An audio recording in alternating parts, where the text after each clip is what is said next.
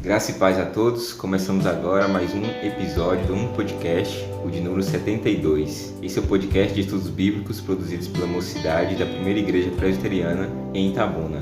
Nós estamos estudando o Evangelho escrito por Marcos e nosso objetivo é passar pelos capítulos de Marcos com convidados da nossa igreja, irmãos de outras igrejas também. E nosso convidado de hoje é mais uma vez nosso reverendo Éder, nosso pastor aqui da nossa igreja. Seja muito bem-vindo, pastor, novamente. É sempre um prazer recebê-lo. Como é que você está? Ô Esdras, graça e paz, Deus abençoe. É um prazer estar de volta.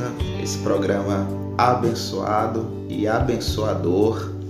Queremos também cumprimentar todos aqueles que nos ouvem nesse momento com a graça e a paz do nosso Senhor e Salvador Jesus Cristo. Amém. Meus irmãos, o texto de hoje, do nosso episódio, ele se encontra no Evangelho de Marcos, no capítulo 12. Nós leremos do 41 a 44.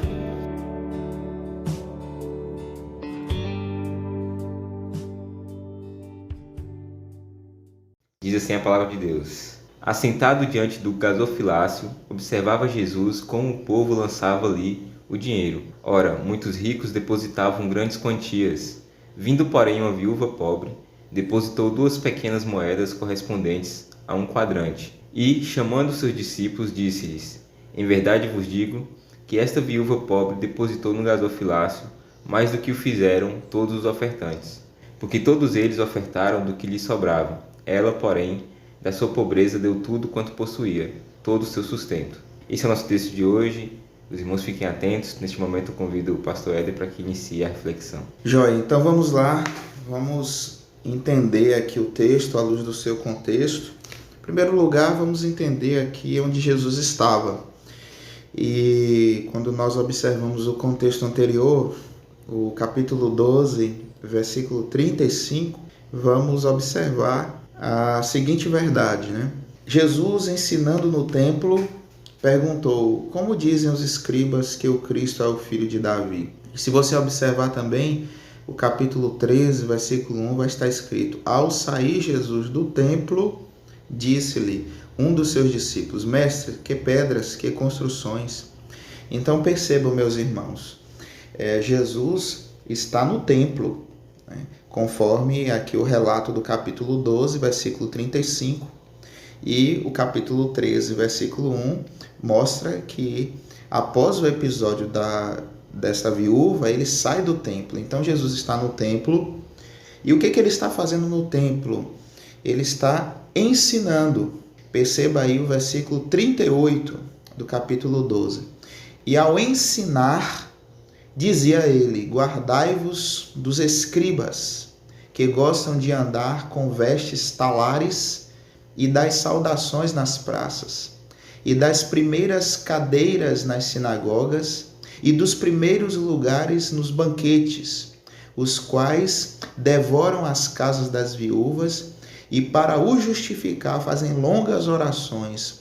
Estes sofrerão juízo muito mais severo. Então Jesus está no templo ensinando, e o ensino dele é um ensino onde ele adverte os seus ouvintes a se guardar daqueles escribas, porque aqueles escribas queriam destaque na sociedade.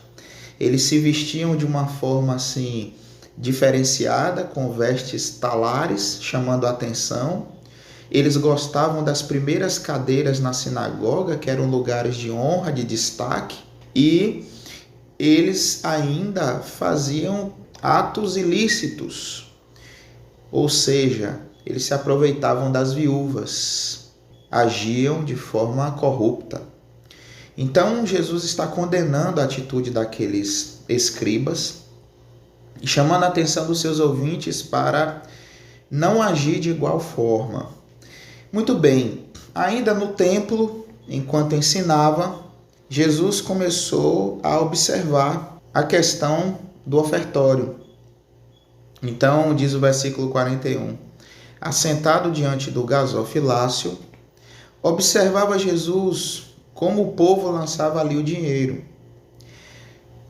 E aí o interessante é que o texto diz que muitos ricos depositavam grandes quantias. Vindo, porém, uma viúva pobre, depositou 2 pequenas moedas correspondentes a um quadrante, né? Um quadrante aqui se refere a um valor muito pequeno, um valor assim estipulado pelos romanos na época.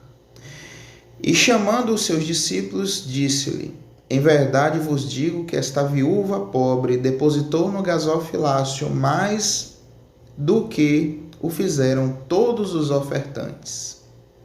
Porque todos os ofertaram do que lhes sobrava. Ela, porém, da sua pobreza deu tudo quanto possuía, todo o seu sustento. Veja só, meus irmãos. A narrativa diz que muitos ricos depositavam grandes quantias. E no final da narrativa, Jesus diz que todos os outros ofertantes davam do que sobrava. Então perceba que esses que estavam depositando antes da viúva eram bastante ricos mesmo, porque se eles já estavam colocando quantias exorbitantes, quantias estratosféricas, quantias assim realmente surreais, e Jesus ainda diz que era do que sobrou, perceba que realmente eram pessoas de condição bem diferenciada. E aquela viúva depositou 2 moedas romanas de valores extremamente baixos, talvez correspondente aos nossos dias a alguns centavos, 5 centavos, 10 centavos, mas era tudo que ela tinha, e ela deu tudo que ela tinha. Os ricos deram do que sobrava.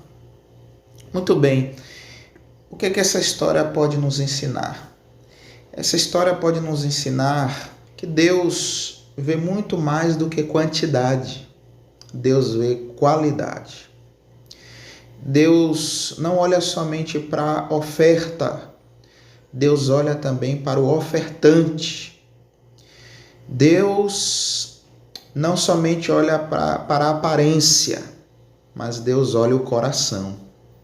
Deus vê a alma. Deus prescruta o espírito. Deus vê a motivação dos seus servos. Jesus tinha acabado de condenar a atitude dos escribas, que se vestiam de vestes talares, que era uma roupa que dava destaque, colorida, uma capa longa. E eles também queriam sentar nos primeiros lugares na sinagoga. Isso tudo era buscando destaque, buscando honra, buscando glória para si. E Deus não divide a sua glória com ninguém, meus irmãos. Essa viúva era pobre, era simples, era humilde, era sofredora, era serva, mas ela depositou não somente 2 moedas, mas ela depositou no gasofilácio todo o seu coração, toda a sua devoção, todo o seu culto a Deus. E o Senhor Jesus se agradou da vida dela. Então, Deus vê muito mais do que o homem vê. Portanto, precisamos cuidar do nosso coração.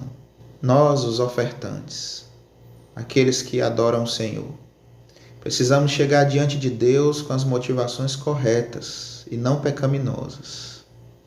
E que o Senhor nos abençoe, que o Senhor nos ajude, que o Senhor nos dê graça, para que o nosso culto seja sempre aceito diante do Pai. Que Deus em Cristo vos abençoe, meus irmãos. Amém. Que o Espírito Santo aplique essa palavra em nossos corações. Vamos orar nesse instante. Deus bendito, muito obrigado, Pai, pela Tua palavra. Nós agradecemos porque é nela que o Senhor se revela, é nela que nós conhecemos mais de Ti e possamos também conhecer mais de nós mesmos e nossa condição diante do Senhor. Nós pedimos, ó Deus, neste momento que o Senhor sare nosso coração, sare nossa alma, que nós possamos estar dispostos diante de Ti, vivendo a vida diante do Senhor em conformidade com a Tua vontade, glorificando o Teu nome, Pai.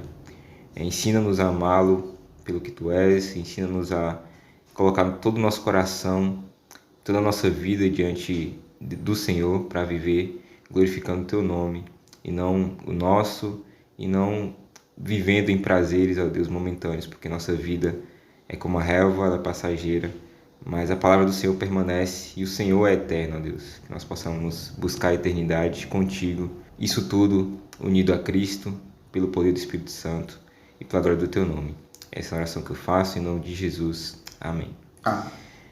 É isso, meus irmãos. Muito obrigado, Pastor Éder, mais uma vez, pela contribuição nesse episódio. Que Deus continue te abençoando e nos dando mais oportunidades como estas. Agradecemos também a você que nos ouviu até aqui. Que o Senhor te abençoe. E nós convidamos a continuar acompanhando semanalmente nossos episódios, né, no Evangelho de Marcos. Estamos quase no final, chegando na reta final. Tem uma playlist aí com todos os episódios já lançados até aqui. Se inscreva no canal da igreja para acompanhar e não perder nenhum lançamento. Comente, compartilhe com os irmãos e que Deus abençoe. Até o próximo episódio. Tchau, tchau.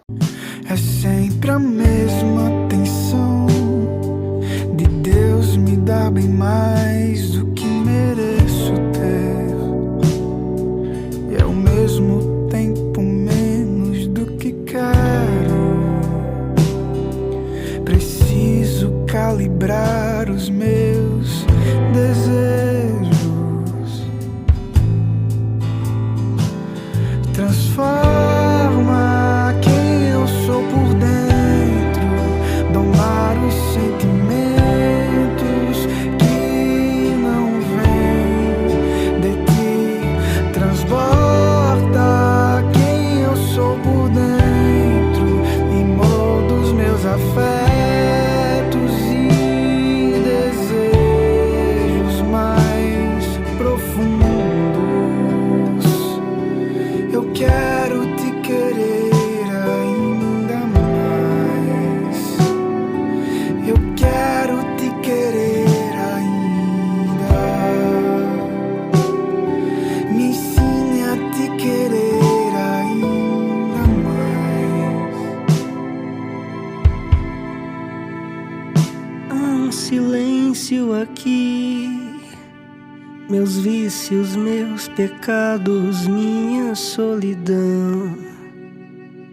Parece que nem sei de onde venho. Disfarço meu vazio.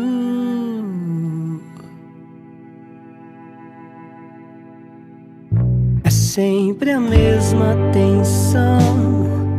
Me sinto tão distante do que eu devo ser, e ao mesmo tempo esbarro nesse ensejo. A narrativa do perdão, tua obra de restauração, tua obra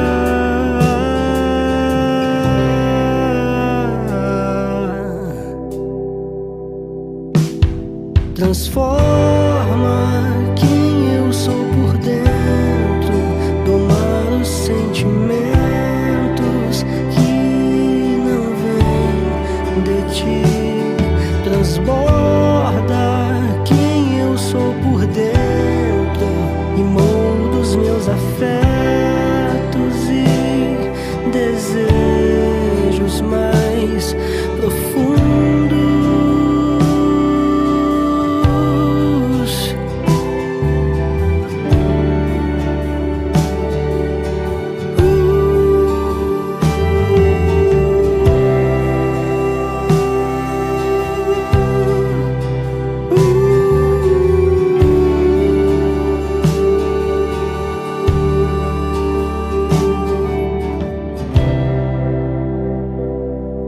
Eu quero te querer ainda mais. Me ensine a te querer ainda